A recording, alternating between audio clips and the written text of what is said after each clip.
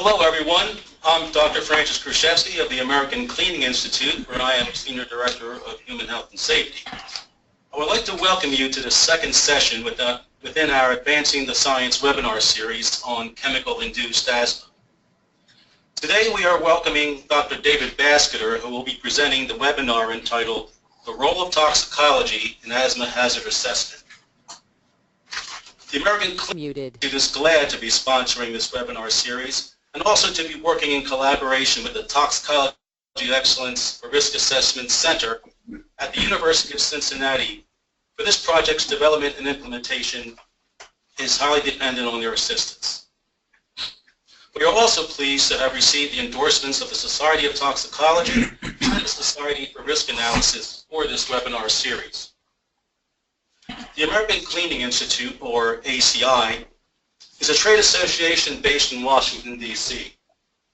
ACI is the home of the U.S. cleaning products industry and represents the $30 billion U.S. cleaning products market. ACI members include the formulators of soaps, detergents, and general cleaning products as used in household, commercial, industrial, and institutional settings. Companies that supply ingredients and finished packaging for these products, and oleochemical producers. ACI's interest in sponsoring this webinar series is to advance our understanding of the science underlying the relationships between chemicals and asthma, especially with respect to cleaning products and to consumer products in general. I would like to now hand the program over to the University of Cincinnati Terra Center, who will be moderating today's webinar. All right, well, thank you, Fran, and welcome everyone. Thank you for joining us in the second webinar of our series. If you have any technical difficulties, please contact the number here on this slide. It's also in your registration email for easy access.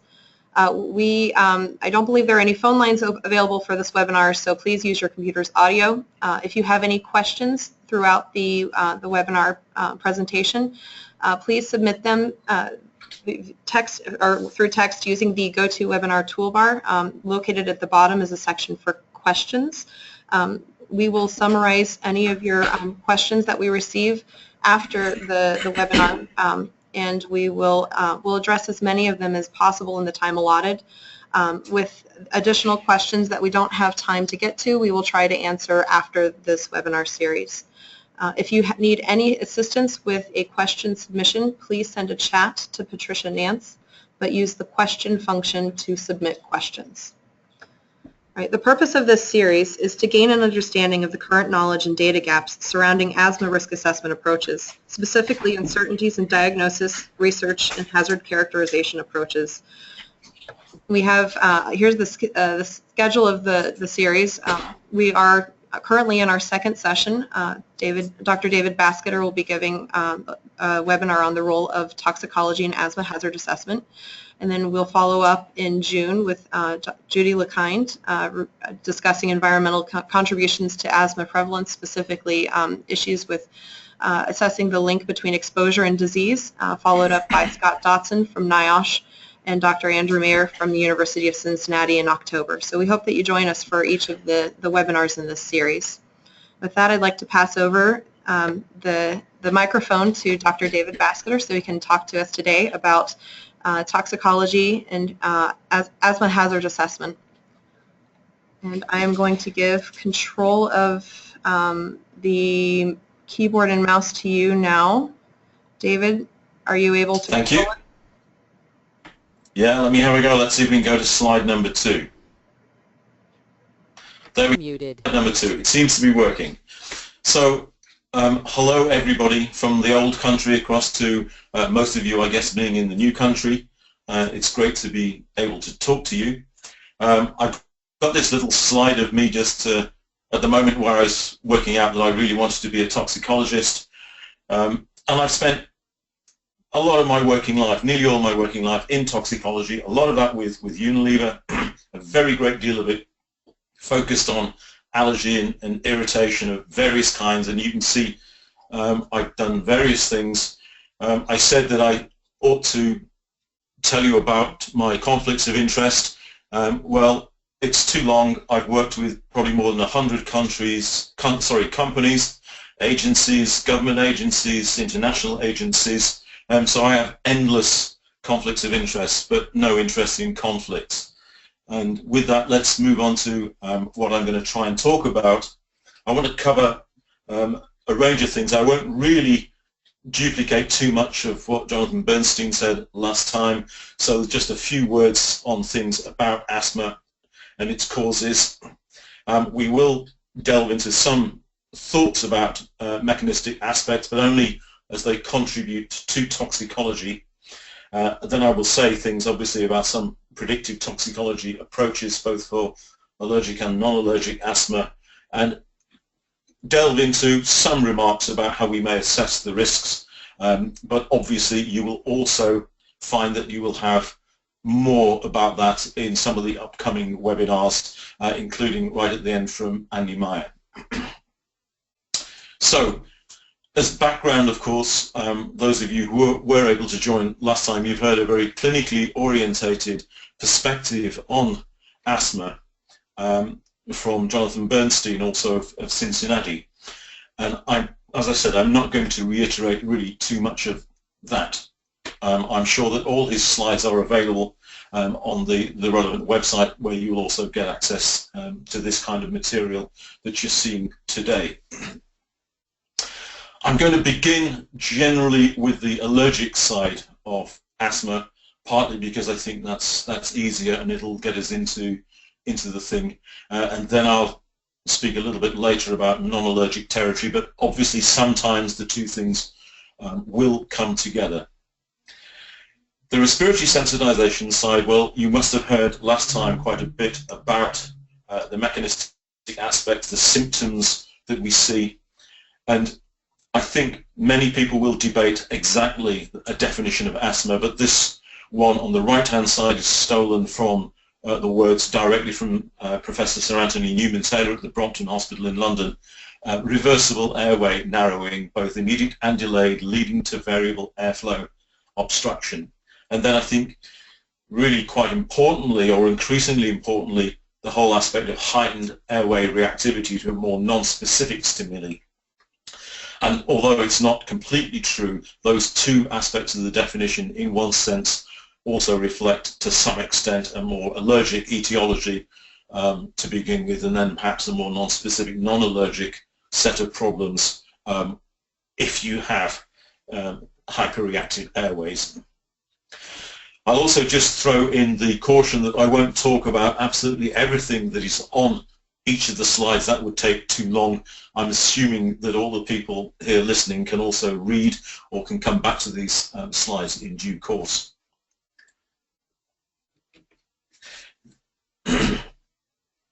The other thing to say about allergic asthma is that there is a silent phase where the whole process is induced. And of course, we're talking in allergic asthma generally about the induction of specific IgE, immunoglobulin E. And it's only after that silent phase has taken place that we can have the elicitation of the disease, leading then to the clinical symptoms that I briefly showed and Jonathan Bernstein mentioned. I suppose you can also say that unusually in this particular area of asthma, then also to some extent some of the other causes can initially seem to have a silent phase, and then later you get symptoms. And that is why in some areas of regulatory toxicology you will see that substances are classified as potential respiratory allergens or asthmagens on the basis that they have the characteristics of being rather like an immune response, but without necessarily being able fully to demonstrate the presence of antigen-specific IgE. When we look at causation, then I'm sure that you heard last time, but let me reiterate, there's a whole range of proteins that have the potential to cause allergic sensitization of the respiratory tract, from very obvious environmental proteins of all sorts and kinds, the pollens and moles, the things that we experience from animals, occupational allergens, enzymes, flour, latex, and so on and so forth. There's an endless procession almost of proteins that have the potential in one individual or more to cause this kind of problem. But there are also a range of chemicals associated with the causation of respiratory sensitization, with many of the most common ones, largely occupational allergens, of course, reflected on the right-hand side. And it's worth reflecting that there is in a sense, a dichotomy in terms of allergic reactivity. Proteins are really the big noise in generating type 1 immediate allergy that's IgE mediated, leading to the sneezing, wheezing, potentially anaphylactic types of responses, whereas chemicals that can behave as allergens, we often talk about them as sensitizers. They typically cause type 4 delayed allergic responses. Quite commonly in the skin, we see this in skin rashes and eczema, which is a very common expression of toxicological adverse effects from chemicals. And there really is only a limited amount of crossover. There's not a huge problem of delayed hypersensitivity in the skin to proteins, and there's really only a relatively small number of chemical sensitizers that also have the ability to operate via a type 1 type of pathway. Although, as we'll see, not always can you identify IgE antibody in such a situation. Now, the whole set of clinical characteristics and diagnostics will have been dealt with last time by Jonathan, but I did just want to mention this point, that when we're asking the question, can a protein cause respiratory allergy? Is it causing respiratory allergy in an individual? We have a prick test where little bits of potential allergens put on the skin, a little prick is made through it, and then within a few minutes you can see the urticarial response. That works extremely effectively for a range of protein allergens, so you can identify the potential cause of respiratory allergy to proteins in that way. But when it comes to chemicals, this is a very, very much less effective tool.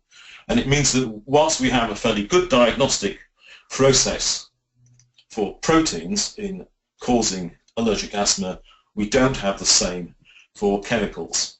Now, there are lots of examples within the literature. I've just picked on one of them, partly because it was a particular interest of mine, but it's looking at hair dyes as a potential cause of IgE-mediated reactions. And if you get through all of this, towards the bottom, you will see, in terms of the results from this whole cohort of patients, they could only actually identify a positive prick test in one of the 11 people in whom they were pretty confident there was a paraphenylene diamine or paratoluene diamine IgE-mediated allergy. And why is it that prick testing works with proteins but apparently not with chemicals? Well, I think probably most likely it's technical.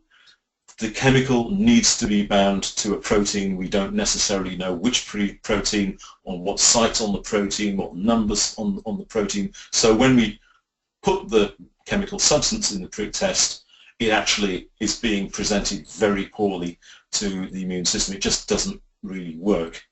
There may also be possibilities of how the antibodies are distributed. Maybe all the IgE is in the lung, not in the skin, or whatever. It may be that the levels of IgE have fallen somewhat since the last exposure, but I think mostly we struggle to detect chemical respiratory allergens in patients because the skin prick test, the key diagnostic tool, is not readily available.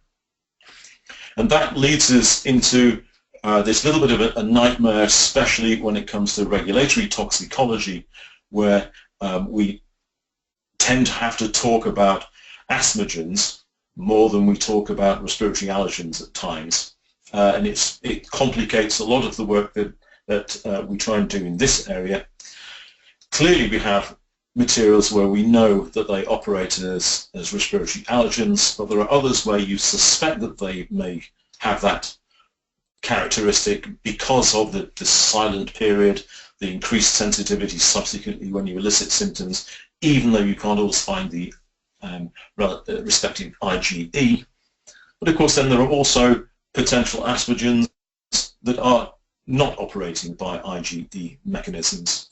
And I think there's a good deal of uncertainty about what mechanisms they are operating by, so I've said they're perhaps poorly characterized mechanisms, and we'll come back a little bit to that.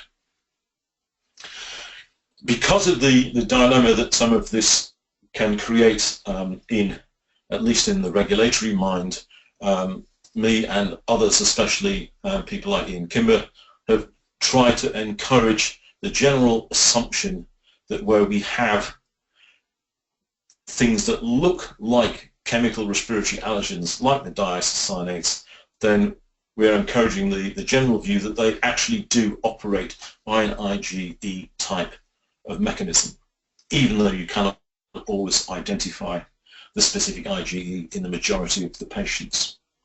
But that whole regulatory territory is probably an hour-long topic for another talk, so I will move on, because one of the key things for toxicologists is, even if you don't necessarily have a complete grasp on diagnostic tests, we still want to try and be able to identify the things that can cause health problems by this kind of mechanism, and so we want to have predictive tests, if we can, to tell us about the proteins and chemicals that might cause these problems. And over the years there have been a number of potential protein tests publicized to various degrees. Some of these were more in-house tests than others. Various research tools I haven't mentioned there, but obviously the brown Norway rat has been used by some. But the one problem with all of these kinds of in vivo tests in classic toxicology animal models is that you're basically pushing a foreign protein into a mammalian species, and what you generally get is a fairly good immune response. In other words, the tests are fairly non-specific. They will always, or almost always, give you a fairly profound response. And coupled with that is the problem both for proteins and indeed chemicals, that it can be very difficult to calibrate the tests in a way that will give you information on the relative sensitizing potency of a protein or a chemical. One of the key reasons for that is it's very difficult actually to get a handle on the relative potency of these things in humans, so it's very hard then to make your test appropriately predictive. For chemicals, I'm going to say a little bit more, because I think that's probably generally more of interest to the audience. There are efforts, there have been efforts, and there are efforts to understand more about structure-activity relationships for chemical respiratory allergens. There have been tests. Was the mouse IgE test? If you search in the literature, you will discover that, but it was not, unfortunately, a test that was reproducible in multiple laboratories, so it faded away. I think one of the more productive procedures, and you will recognize, some of you, my own involvement in it, using the local lymph node assay and cytokine profiling, so I will give that a little bit of a mention. But I think you should also be aware, a bit like for proteins, that very many of the predictive tests have not been extensively evaluated, certainly not by multiple laboratories. They've not been generally adopted, nor have they ever been validated in a more formal way. So whenever you start diving into using these tests, including some of the very new in vitro test ideas that people have, you are embarking on research work rather than routine toxicology predictive testing. In the QSAR kind of approach, I wanted to mention Ray Agius from Manchester and his colleagues, including Jarvis, who've used a heavily researched catalogue of chemical asthmagens, so that's allergen and non-allergenic routes, and they've applied traditional QSAR statistical type strategies to develop a model. They first published it earlier this century, but in the last year have refined it with a new updated model for the prediction of chemical asthma hazard. It's based on 99 positives, 204 negative substances. These are all chemicals. It is worth just reminding you again, for those that might be interested in looking at this, that not only is it research, it does combine allergen and non-allergen type routes, so there are multiple mechanisms, and of course any QSAR based like this is on multiple mechanisms must come with a word of caution that it may be good at predicting what it already knows. You have to apply a lot of little grey cell matter into thinking about when it's working outside its training set, shall we say. On the other side, the mechanistic chemistry side, Steve Enoch with Dave Roberts and Mark Cronin, funded initially by the European Chemical Agency, have worked to try and characterize a bit more about how respiratory sensitizers react and how they react rather differently to skin sensitizers. And Steve Enoch developed an in silico profiler that's been reported. It looks at covalent binding and particularly it focuses, I think, towards lysine. But even then, it has used the catalogue of asthmagens, so its mechanisms underlying it are actually multiple and not necessarily fully clear. There's been an interesting review a couple of years back from the Dutch group led by Dick et al., which is worth having a look at if you're interested in thinking about how this SAR type chemistry approaches may help you. The way that I've been involved in thinking about identifying respiratory sensitizers, chemical respiratory sensitizers, is in this way, accepting, if you like, the general principle that sensitizers, this is the red oval, form a subset of all chemicals. You can argue about exactly what the proportion numbers are. This tends to reflect the kinds of numbers that would be seen in a larger agency like the European Chemicals Agency. But that within that subset of chemicals that are skin sensitizers, effectively, there is a very small subset, less than 1%, that are also perhaps respiratory sensitizers. But the consequence of that diagram is to make you recognize that all chemical respiratory sensitizers are positive in sensitization tests that use the dermal route of exposure, such as the local lymph node assay or the guinea pig tests. Taken from a paper that Rebecca Dearman and I and others published a couple of years ago. These are a whole range of classic chemical respiratory allergens and whether they're positive in the local lymph node assay and or the guinea pig maximization test, and they absolutely all are. So it's worth just reflecting, therefore, that if you are testing a substance in a standard predictive test like the local lymph node assay for skin sensitization and it's negative, it really means that you're not dealing with a respiratory sensitizer either.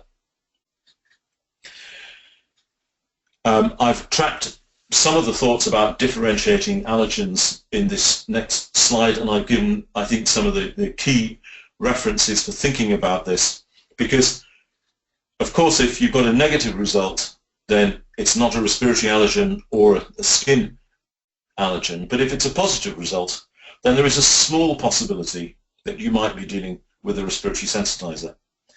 Therefore, if you think that there is going to be significant inhalation exposure, you may want to go further.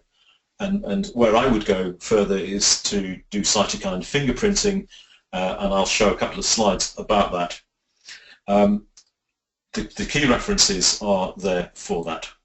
There are, of course, other tests that sometimes say they can identify specifically respiratory sensitizers or differentiate skin and respiratory sensitizers, but as in the work from Emanuela Corsini, for example, those methods have not proven easily reproducible. There is a genomic profiling approach that claims to identify respiratory sensitizers. In fact, there's one or two of those commercially available, but again, they're completely unvalidated assays, and I would only approach them with caution. You need to apply a lot of thinking to make sure you interpret results correctly. I've said that if you get a positive result in a test like a local lymph node assay, one of the things that you can then do to evaluate whether or not you do have a respiratory allergen on your hands is to do cytokine profiling. This is an extended mouse assay which polarizes the immune response, and if you have a Th1 skin type of sensitizer, you will generate interferon gamma in the majority of cases. If, on the other hand, you have a respiratory sensitizer, T helper 2 cell type, you'll generate an excess of interleukin-4, which promotes the formation of IgE. So a simple measurement of the balance between the appropriate cytokines will give you the key bits of information. What this graph shows you is cytokine fingerprinting for an unknown compound X, and we've used dinitrochlorobenzene and trimellitic anhydride as the skin and respiratory sensitizing standards respectively. And if you read through the graph, you will see that in this case compound X is following very clearly the pattern of trimellitic anhydride rather than dinitrochlorobenzene, indicating that it is a potential respiratory sensitizer. But the question is, if you do have a respiratory sensitizer, how do you understand the risk that humans might have? And as toxicologists, the way we often do that, of course, with respiratory sensitizers, apart from recommending personal protective equipment, as I have on there, is we want to understand the potency of the hazard. We want to define no effect levels and such like. And at the moment, we don't really readily have tools for doing that for chemical respiratory sensitizers. We don't really have a predictive test, let alone good tools for scoping relative potency. So an alternative way into that is to use a benchmarking system. If we don't have dose response, perhaps we can benchmark against exposures that we know are already safe for things that we know to be significant hazards. And if you don't believe that, then one of my conflicts of interest, of course, is that I'm supported at times by ACI. Thank you, Fran. But we've shown unequivocally in a number of papers, of which this is the most recent, that by using a benchmarking type of approach, you can completely manage the risk of occupational allergy to enzymes within detergent industries handling these very well-known respiratory sensitizers, solely by a benchmarking approach. I'm going, in the interests of time, to skip this paper because I think I've covered that already. If you've got questions on it, of course, you're welcome all to ask me about it. There's no way directly to estimate potency, but in order to get a handle on whether there will be a real risk, one of the ways of doing it, as we have done with new enzymes in detergents, is to think about inhaled respiratory allergens where there are occupational limits, and to think about the extent to which those occupational limits also confer highly effective or partial safety. I've given a number of examples there. These are all well-known respiratory sensitizers, isocyanates, acid anhydrides, and platinum salts, and you can see some of those exposure limits are quite low. Some of them are short-term, some of them are 8-hour maximum exposure limits, and as you go around the world you will find slightly different values and slightly different standards, but for many of these they are quite useful benchmarks. And what I would like to do is work through an example just to give you a feel for the way that I've thought about this problem in the past. One thing that I would encourage is if you're going to use respiratory sensitization occupational exposure benchmarks, then you remember that they are just that. You remember they're for occupational exposure. You also remember that they do not necessarily fully protect in those factory situations. Whether that's because the factory doesn't adhere properly to the limits, or whether the workers don't wear protective equipment properly, or a whole range of occupational hygiene things that can go wrong, you have to just live with, I'm afraid. What it certainly does, though, is mean that if you are going to use, for example, an occupational exposure limit for an isocyanate as your benchmark, then for most considerations you would want to apply a significant margin of error to any calculation that you made. So you will recognize that this possibly might go back to my Unilever days in thinking about a new ingredient in the shampoo. It could be that it was the previous ingredient we talked about. I've no recollection, and it's not actually a Unilever example, even though it looks a bit like one. But this is the kind of thinking that you could follow. If you know your end use, you know how much of an ingredient you might put into a product, and you know how your end user, in this case, a consumer washing their hair, you know what they will do, how they will use the material, then you could do simulated exposure measurements. You don't have to do it with compound X, you could use some sort of marker of fluorescein or whatever, but you could then discover the inhalation exposure in the breathing zone. If it was somebody washing their hair in a shower, you could also sample from the breathing zone of a child so that you cope with a mother and child situation, but you could make the necessary measurements to know to what extent people were exposed. And in this kind of scenario, I've estimated you might come out with this kind of figure, 0.2 micrograms per meter cubed. You might do those measurements over a 10-minute period and average them or something.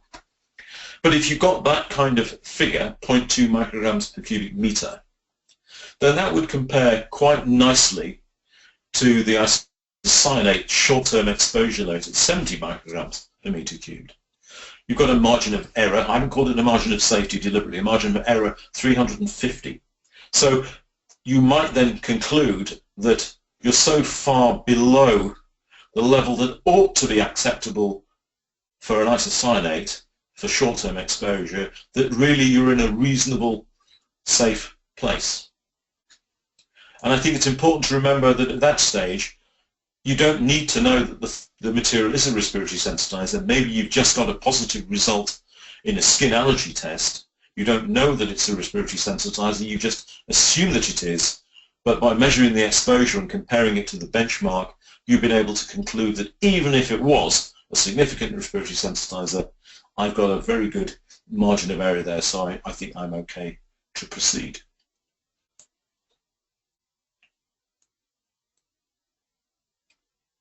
I've put a set of warnings on this slide for how safe is safe, and it is worth remembering the benchmarks are for occupational respiratory allergens, and if you're in any way close to them, then you really should stop, think, consult, not necessarily with me, that wasn't what I meant there, but go and talk to some other people to be secure in the quality of the benchmarks that you're using.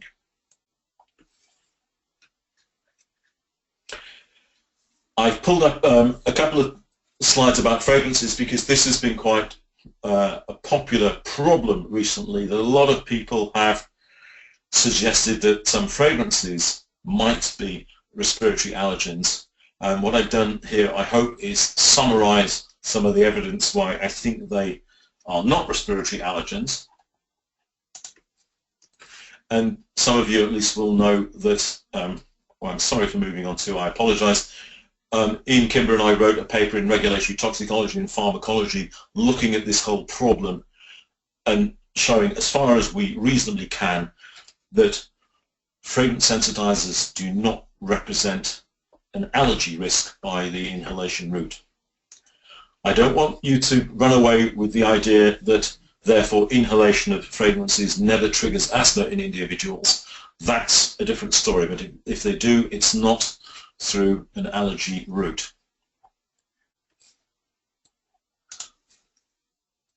What about non-allergic effects? I think these are much tougher actually to deal with than the allergic effects. I think the allergic effects are difficult enough for a toxicologist in this area, but respiratory airways dysfunction syndrome and the low intensity variant of that are, I think, trickier. In both cases, we're looking at, in effect, whether we can generate hyperreactive airways by an onslaught of something fairly noxious, and that gives us the RADS type of phenomenon, or whether, in a sense, there's some subtle, covert thing going on, but it will nevertheless generate hyperreactive airways. But I think for both of these, mechanisms are probably multiple. largely unknown, making it difficult to model in silico or to predict. And I'm myself looking forward to hearing what Andy Mayer's got to say in a few months' time at the fifth one of these webinars. Where, of course, you've got an accidental onslaught problem, the respiratory airways dysfunction syndrome, then maybe the causal relationships can be a little clearer. But where it's low intensity and chronic, then almost by definition you're looking at things at the levels that you actually think are very acceptable. So it's very hard to pick out what might be causation here. Clearly, for RADS, you might really suspect substances that are going to be very aggressive. They might be corrosive to the skin and eye and found to cause acute respiratory irritation, especially strong irritation. But estimating respiratory irritation is tricky. I think clinical evidence clearly has made some contribution here to knowing what some of the potential problems are, but of course toxicology should be more about the things that predicting the things that we don't know. We should already be dealing with the things that we do know about. It's worth just reflecting here. I suppose it might be true for some of the respiratory allergens, but I think for some of these more noxious materials, in particular, establishing acceptable exposure levels, which has already been done, of course, for many of the things that we know are a threat in this area, they may not always be entirely safe from an inhalation perspective in terms of taking into account people with hyperreactive airways, not least because there are rather more people now with hyperreactive airways than there were some years ago. And I am aware that there is a paper on its way out from a Swedish group particularly proposing this as a potential problem for consideration for the future. So it may be something that we all have to come back to. In trying to think about predictive tests for respiratory irritation, I will, if there's time, I'll have one a bit later on. But really, we're quite a lot looking for guidance at things like the skin and eye methods that are very commonly used to predict skin irritation. There are also methods that can be used for respiratory irritation measurement. This slide was lovingly put together for me, so thank you to the team at Terra for doing this. But as I look at this, and I hope that some of you listening will think the same, that we know that these models are not desperately good at predicting what happens in humans. They're sort of acceptable, but they're not brilliant.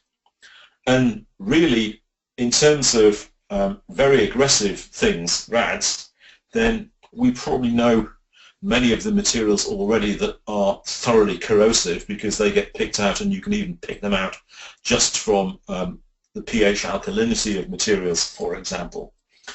But the biggest issue is simply that unless we have industrial accidents that tell us about the problem, then actually being able to identify the materials that really do cause significant human respiratory irritation, the methods are not, or the clinical data is not always there to help us thoroughly calibrate these kinds of models in relation to what they should be predicting in terms of respiratory irritation in humans.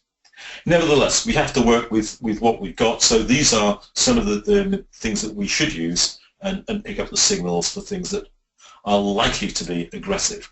And at that point, when they're likely to be aggressive, then as you try and think about how you're going to use them, that might take you into some of the kinds of work that I'll mention a bit later. For this kind of material, for this low intensity chronic exposure dysfunction syndrome, I really a little bit at a loss to how exactly one does this, because I think this is fraught with difficulty to find the specific causative agents. I fear the absence of mechanistic knowledge means that we're fighting with fog here, and setting safe exposure levels in situations where you're not sure about the materials and by definition the exposure is already low, it will also lead to credibility gaps, and that might be credibility in your mind, but I can think of people who might be working in a very good industry situation, trying to convince management that they've got to or lower something that management already thinks is very low at great cost to their occupational hygiene systems or to their product development systems. Those could be challenging discussions.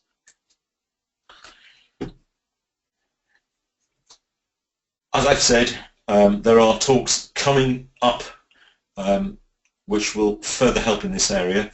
I should direct you to the 2 excellent reviews that have been put out in Regulatory Toxicology and Pharmacology in 2014 and 2015, which summarize a great deal of the current state of knowledge, and I know that Andrew will be updating that position when he speaks later this year. But I do want to just pick a little bit at one of them, because this is figure 3 from the second of those 2 papers. And to some extent it does encapsulate both the quality of the things that we know in a positive way, but it also demonstrates a little bit of what we don't know. Determining the scope and purpose is obviously where you start off from in whatever theatre of operation you are, and then it's always good to ask, is there going to be exposure? Because if there won't be exposure, then you don't need to worry. But that third thing that says identify mechanism of action, if you've got a protein, you can be pretty confident you will move to the left and you'll think immunologic. But if you're dealing with a chemical or some sort of chemical mixture, you're probably going to move more towards a non-immunologic, which means at one level down you really won't have much of a clue of what the mechanism of action is unless you know that you're dealing with something like a corrosive substance. But both of them take you to evaluate the weight of evidence, and that I'm sure is where in future talks you'll hear more, because we do have already quite a lot of guidance as to concerning exposure limits. But standard validated assays relevant to the proposed mechanism of action, I would submit that there are essentially none. And that is tricky, because that can make your hazard characterization decision problematic. No doubt Andrew will explain it all in due course. As you can see, more in webinar number 5. Now, just to finish off, I do want to go back, because back to 2001, and this was an abstract and a poster, as I recall it, that we collectively put into the SOT, and I don't remember any of the details of this in terms of what the formulation was, so I can't betray any secrets, but what Unilever did at the time, and you can all access this abstract through the SOT systems, because we had some concerns that we were spraying something and it might be going to make people cough, and of course that might, in least susceptible individuals, cause something more problematic. We simply embarked on a human volunteer study by spraying, getting the individuals to spray material in a small booth, obviously measuring what became airborne, measuring the number of sprays, doing all the necessary measurements, measuring spray characteristics of products as well, monitoring lung function, cough frequency, and so on. And through that route, and by varying formulations and varying spraying heads and so on and so forth, produced formulations which didn't impact lung function, didn't trigger significant cough frequency, and so on. And that was the only way actually of dealing with it, because you couldn't make the judgment by looking at the formulations, by doing any in vitro testing or modeling in a computer or anything else. We just had, in the end, to try it out in people.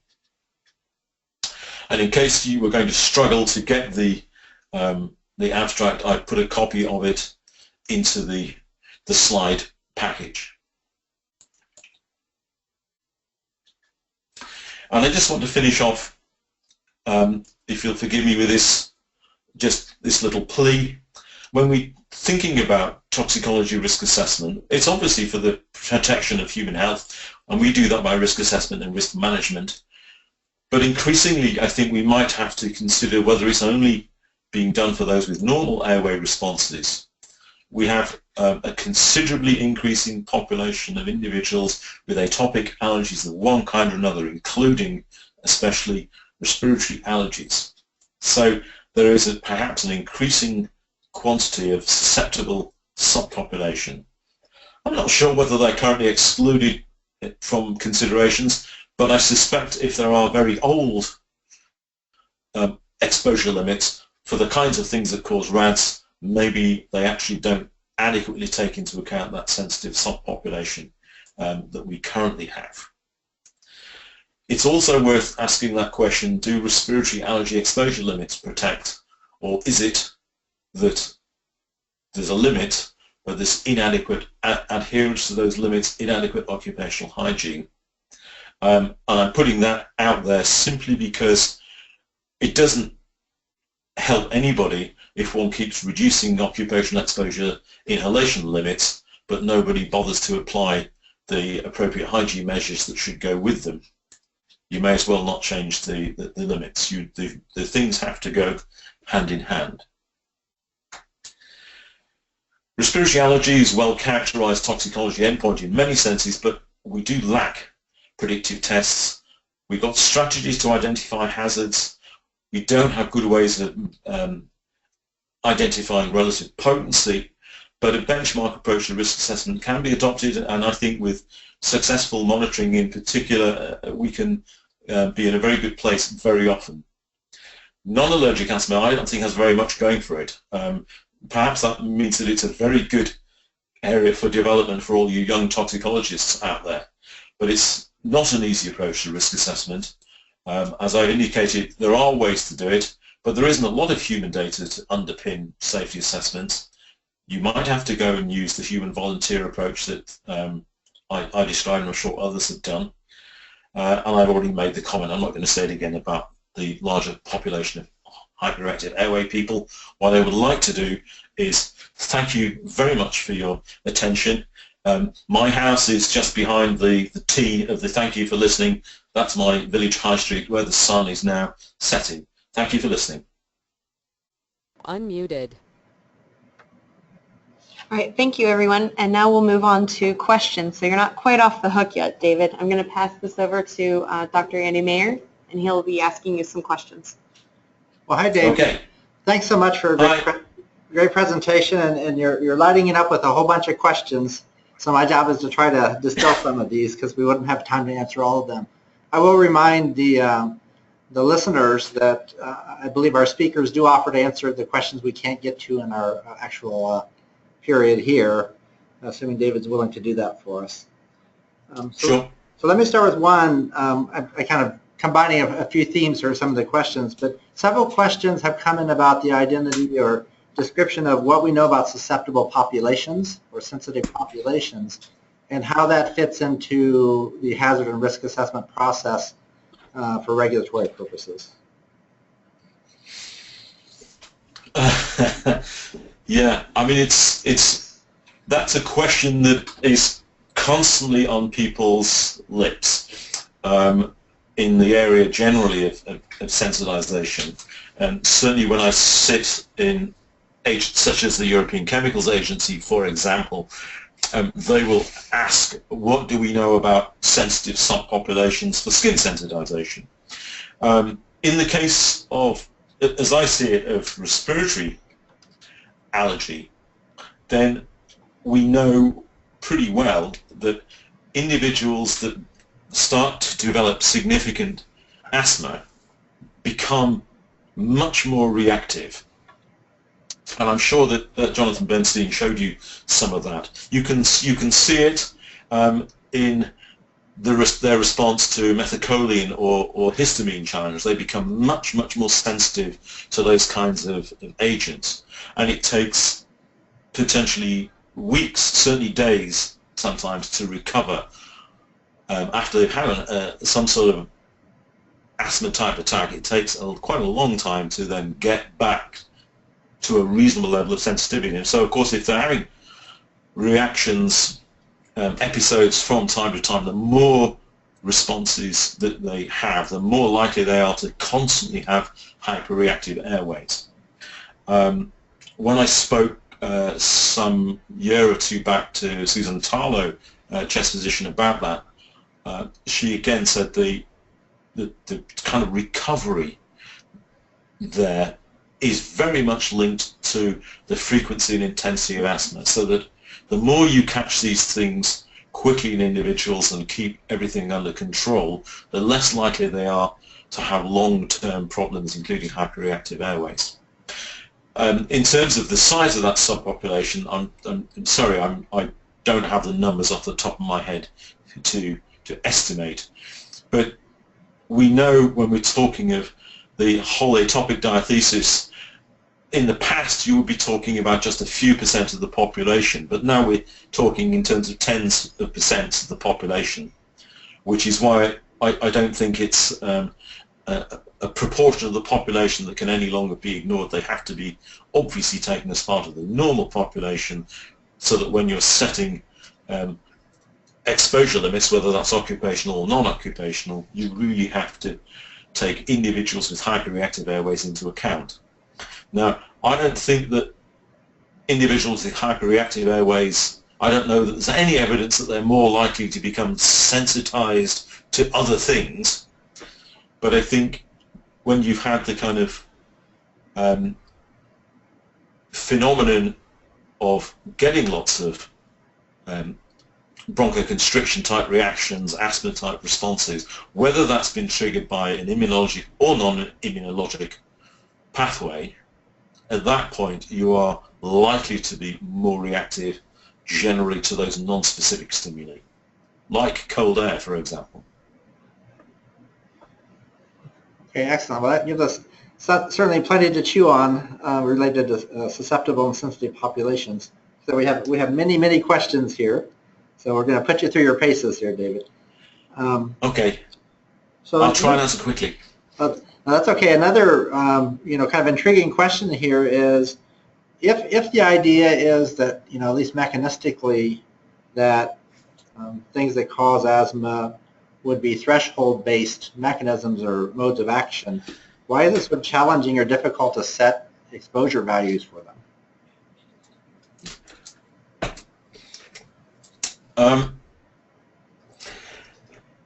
Yeah, that's an interesting one. There's several parts to such an answer, I think.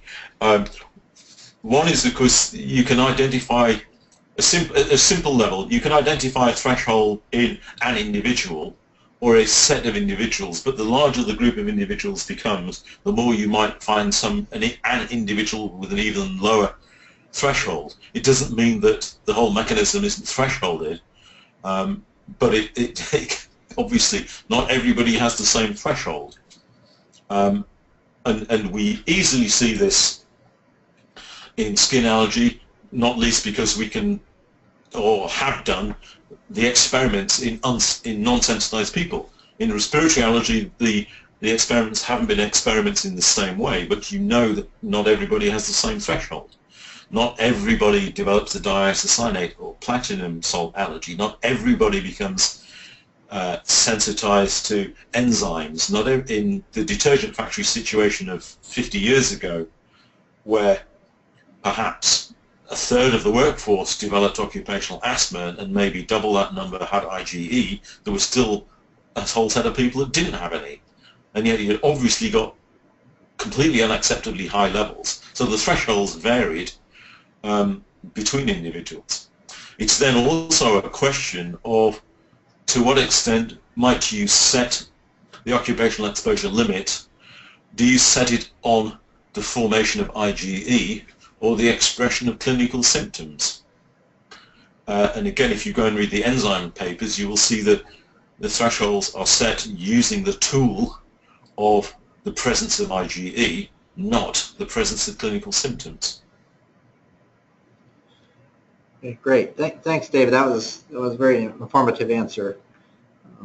I have a couple questions that all have a constellation around sort of a regulatory guidance or handling around irritant-based, quote-unquote, asthmagens or sensitizers.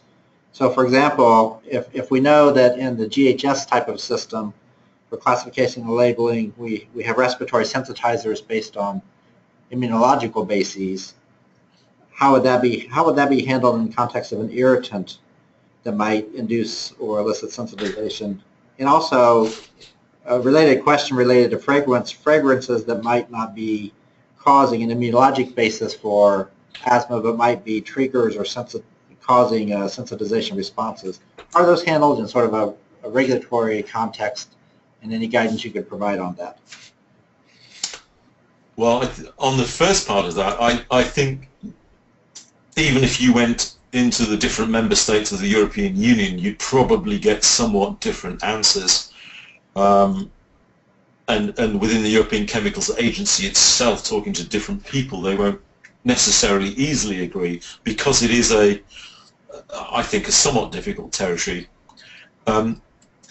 My takeout would be like this, that when you're thinking of respiratory sensitization, or the make-or sensitization by inhalation, the words, I believe, still indicate that the material should have the characteristics of an immune response, even if you can't demonstrate IgE. So, frankly speaking, something that seems to be a little bit irritating to the respiratory tract, but it's always just an acute response without then making a major shift in your sensitivity, is a respiratory irritant. But if it's something that appears to have a fairly silent phase and then you become very much more sensitive, even though you can't demonstrate IgE, that then has the characteristics of an immune response, and that's how I would split the two out. But if that's really important to people listening, then you have to go do very careful reading, not just of the rules and regulations, but the detailed guidance that the European Chemicals Agency produces. And I confess, where I have been involved in writing some of the guidance that relates to respiratory allergy or things that are like respiratory allergens, I have not been involved in doing it for respiratory irritation. So I'm being a little bit cagey. For fragrances, to me, there would be no compelling case that I could see where they would be labeled as respiratory sensitizers. If they caused respiratory irritation, fine, they can be labeled as respiratory irritants. If they're a substance that triggers bronchoconstriction in people with hyperreactive airways, whatever the mechanism, that to me doesn't make the substance a respiratory sensitizer. We know that a number of non-specific stimuli, just droplets in the air, in sudden inhalation of cold air, exercise, a whole set of things can trigger bronchoconstriction. They're not all respiratory sensitizers. They are something else. Excellent. Thanks, David. And we've had several folks who have asked if you would not mind reiterating sort of the relationship between dermal sensitization and respiratory sensitization, just to make sure folks have that relationship correct. Which ones are predictive and which directions? Right. Okay. So let me just talk that through again then. I think that when you think of the guinea pig and the mouse, so I want to just go to those old animal models, what we have there are sensitization tests which happen to use the dermal route of exposure. So they identify sensitizers. And all of those substances appear to be able to cause skin sensitization. I'll come to one possible exception in a minute. All of those substances are skin sensitizers. That's my timer going off, for which I apologize. all the substances are skin sensitizers. A very small proportion of them can also cause respiratory sensitization. Some of them are much more biased towards respiratory sensitization, and to me the classic one there would be phthalic anhydride. Ian Kimber and I are just publishing a paper on that in the Journal of Immunotoxicology, which seems to be almost exclusively a respiratory sensitizer. There's only 1 or 2 cases of skin allergy in humans, but it's a wonderful positive in a local lymph node assay or guinea pig test, and of course in some of the in vitro tests. A substance like glutaraldehyde is a nice half and half. It's good at causing skin responses. It's quite good at causing respiratory sensitization. But then there's loads and loads of skin sensitizers which can be inhaled because they like the fragrances, but there is no evidence that they actually behave as respiratory sensitizers. They don't have a Th2 pattern. There's no occupational health problem where people inhale lots and lots more of them. They just don't have the characteristics. So the Dernal tests that we have, the skin sensitization tests that we have, really seem to identify all sensitizers. And that means that if you get a negative result, not only is your substance not likely to be a skin allergen, it's also very unlikely, very, very unlikely to be a respiratory allergen. Okay, well, thanks so much, David.